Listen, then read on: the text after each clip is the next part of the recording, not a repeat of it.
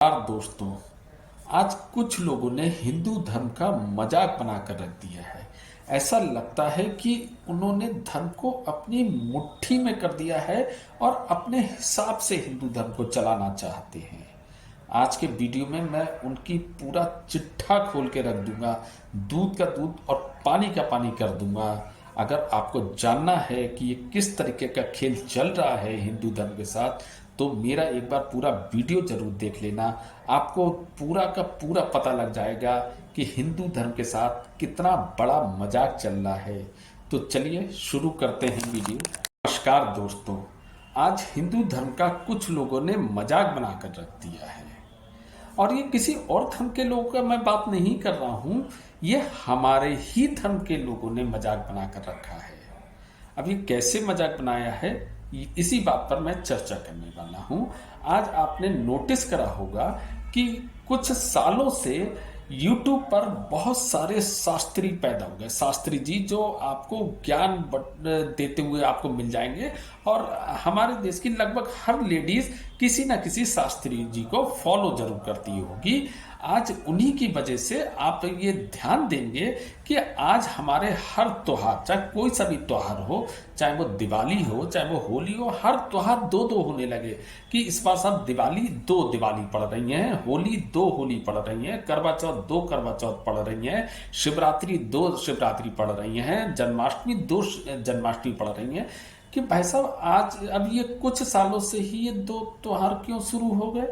पहले तो ऐसा नहीं होता था। मेरी उम्र जो है 49 साल की है, और जब मैं छोटा हुआ करता था, या आज से 5-6 साल पहले तक, मुझे ये पता होता था कि इस दिन दिवाली है। हम एक कैलेंडर होता था, हम उस कैलेंडर में देखते थे कि दिवाली फला दिन है, या गोवर्धन की पूजा इस दिन है, या भैया दूज इस दिन है, उसी दिन होती थी और उसी दिन हम बनाया करते थे। लेकिन आज हर चीज दो दो होके रह गई है। आप कोई सा भी त्योहार आप नोट करेंगे कि हर त्योहार दो हो गए हैं।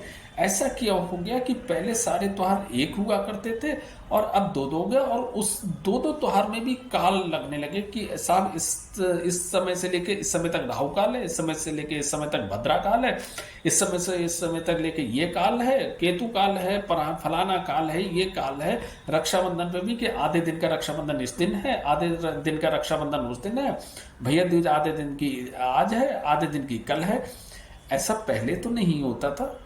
आज भी कैलेंडर में आप देखेंगे, जो एक हिंदू धर्म का जो एक कैलेंडर आता है, उसमें क्लियर लिखा होता है कि ये क्या वो लोग पागल हैं, या वो लोग क्या पहले वो कैलेंडर को फॉलो नहीं लोग कर रहा करते थे? आज ही के सारे शास्त्री हैं कि इन्हीं के हिसाब से चलेगा कि साहब अब ये देखिए कि मैं अपनी बहन के अगर राखी बांधने जाऊं, तो कि साहब आधे दिन के बाद मुझे राखी बंधवाना होगी, उससे पहले साहब भद्रा काल चल रहा है, या ये काल चल रहा है, या वो काल चल रहा है।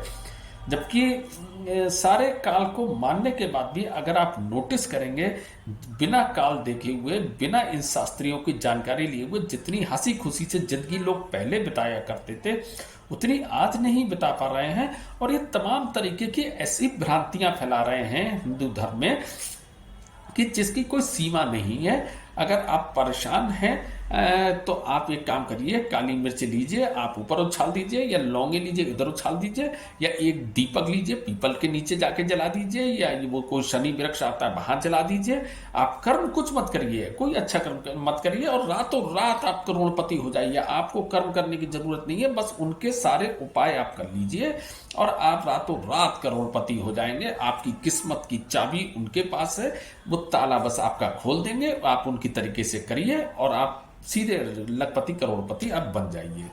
कोई बना है आज तक? अगर कोई बना हो तो मुझे कमेंट बॉक्स में जरूर बताना है कि भैया कौन उनके उपाय करके कि लखपति करोड़पति बन गया। ऐसा भ्रमित इन लोगों ने कर दिया है। देखो, आजकल परेशान लगभग हर व्यक्ति है। जब परेशान होता है तो इस तरीके के लोगों की जाल में लोग फंस ही जाते हैं, कहीं ना कहीं फंसते हैं, और ये उसी का फायदा उठाते हैं। ये अपनी जेबें तो लगातार भर रहे हैं, लेकिन दूसरों को पागल बना के इन्हें रख दिया है। देखिए, जहां तक मैंने पढ़ा है, जहां तक मैंने हिंदू धर्म को समझा है, तो मुझे तो आज तक यही पता था कि भाग्य का निर्धारण कर्म के आधार पर होता है।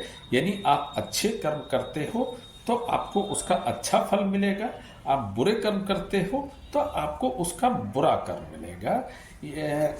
यानी आप मान लीजिए, आप कोई पढ़ाई लिखे, आप स्टूडेंट हैं, आप मेहनत से तैयारी करेंगे, मेहनत से पढ़ाई करेंगे, मेहनत से आप अपने पेपर देंगे, तो आप अच्छे कर्म कर रहे हो ना। पढ़ाई एक अच्छे कर्म में ही उसकी गिनती होती है, तो आपको बढ़िया सी आपको जॉब मिलेगी और उस कर्म के आधार पर ही आपकी जिंदगी चलेगी। लेकिन इन शास्त्रियों के अनुसार क्या है, कभी भी आज तक इन लोगों ने यह नहीं बताया कि आप कर्म करो।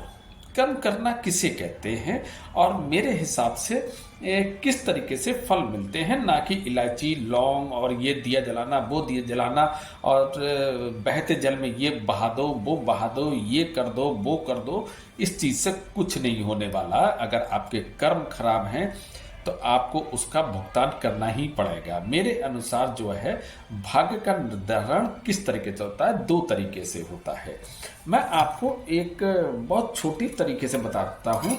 मेरे पास कुछ ज़्यादा कुछ साधन नहीं थे, इसलिए मान लीजिए ये मेरी एक कर्म की एक ही गुल्लक हम इसे मान लेते हैं। एक ये अच्छे कर्म की गुल्लक है और एक ये बुरे कर्म की गुल्लक है।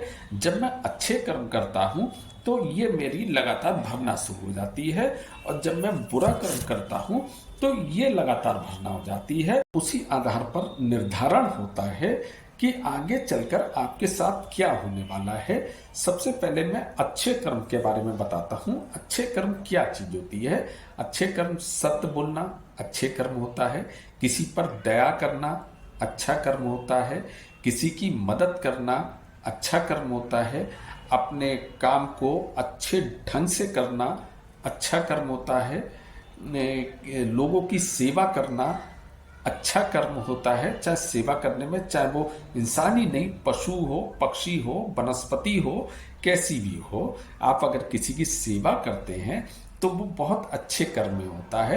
जैसे लोगों पे दया आती है, चाहे वो दया इंसान हो या कोई आपको जीव जंतु, या मान लीजिए रास्ते में चलता हुआ कोई कुत्ता अगर आपको घायल दिखता है, कोई गाय घायल दिखती है और आप उसकी सेवा भाव करते हैं, आप उसकी किसी तरीके से मदद करते हैं, तो ये अच्छे कर्म है।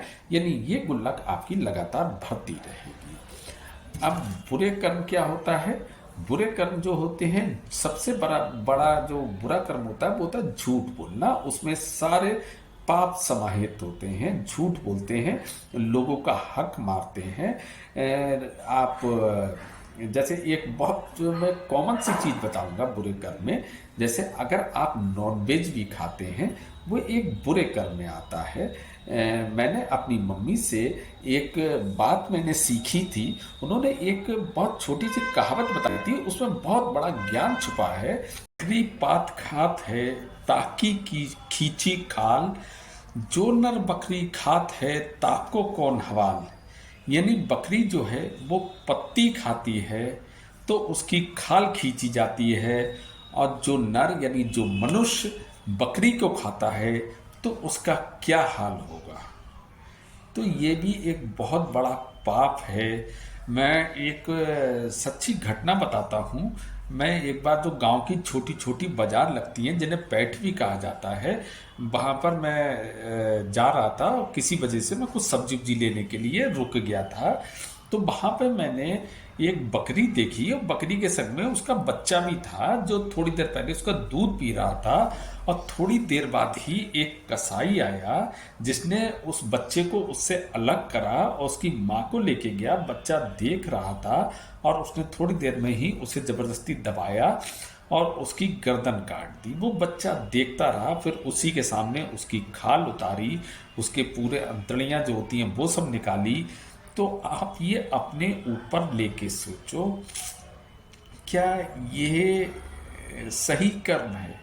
ये होता है पाप।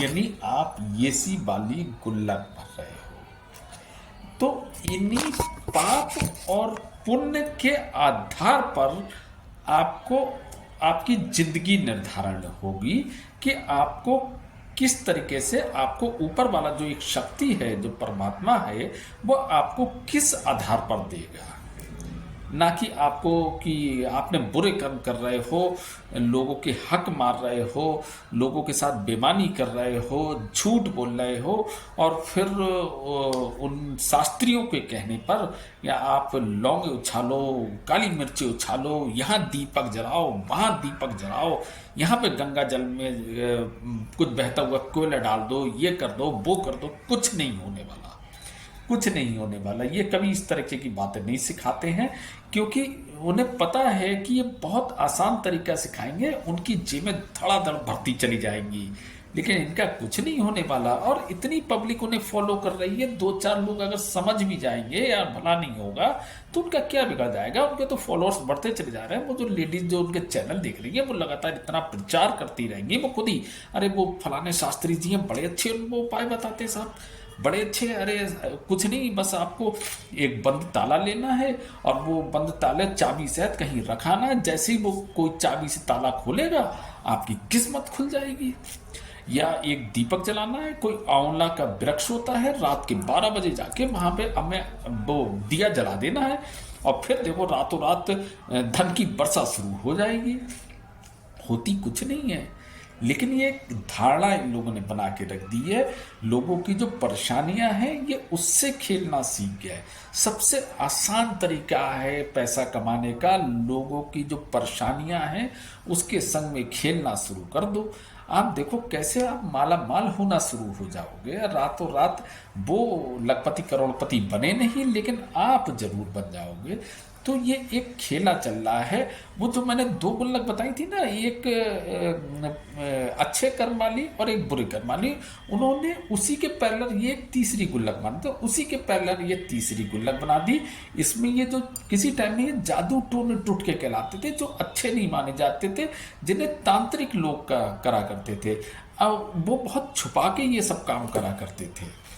आज ये लोग खुल्लम खुल्ला यूट्यूब पे बता रहे हैं, बड़े साहब नाम है, अगर ये कहीं चले जाते हैं तो इनके आगे पीछे लोग दौड़ते हुए दिखते हैं।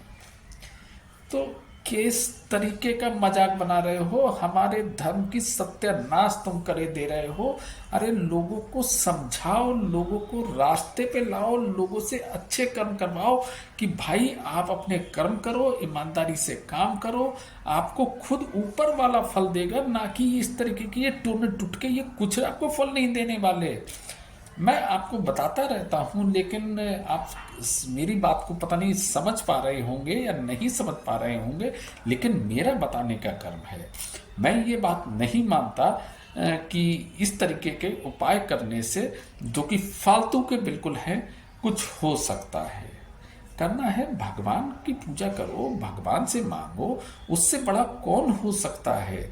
आप अच्छे कर्म करो, वो खुद खुश होगा, खुद आपको फल देगा। आप कई बार देखो कुछ लोग कर्म करते हैं, हो सकता है कुछ टाइम लगता है, कर्म अगर अच्छे करोगे कुछ टाइम लगेगा, लेकिन आपको उसका फल मिलेगा, ना कि इन सब बकवासों से मिलेगा। आप किसी का दूसरे का हक मारे रहो और ये सब उपाय कर लो, आपको मिल जाएगा क्या? नहीं मिलने वाला है। तो साहब मैं बताने को तो बहुत कुछ बता सकता हूँ, लेकिन फिलहाल अगर हो सके तो इन शास्त्रियों से थोड़ा सा बच के रहो, ये आपकी मजबूरी का फ़ायदा उठाते हैं। बाकी जैसी आपकी मर्ज़ी, अगर आपको मेरा वीडियो अच्छा लगा हो तो आप मुझे फॉलो कर लेना, लाइक कर देना, और बाकी जैसे आपकी मर्ज़ी, हमें अच्छा लगता है। मैं ऐसे ही मुद्दे उठाता रहता हूँ, जो मेरे मन में आता है मैं बोलता हूँ। पता नहीं आपको अच्छा लगता है नहीं लगता है, अगर अच्छा लगता है तो कमेंट्स कर देना, मुझे भी थोड़ा सा हौसला मिलेगा। बाकी फिर मिलते हैं नेक्स्ट वीडियो में। Thank you very much.